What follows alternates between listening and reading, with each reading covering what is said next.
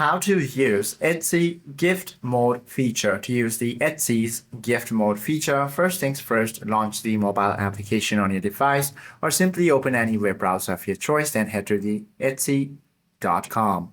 Once you're here, you simply have to now log into your account. Once you've logged in, you simply have to tap on the gift icon or the gift mode icon located directly under the search bar. It should be over here. However, I have just now created the account, so that feature is not showing up.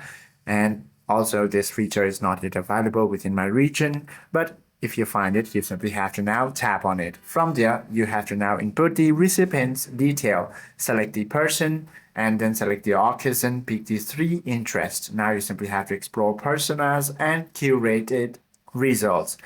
And then check out and set up a gift teaser, mark as gift, and add a free note, build a digital teaser, and choose the sneak peek label. Once you do this, you should be able to use the gift mode feature. Hope this video helps you out a lot. If you have any questions or queries, do comment down below.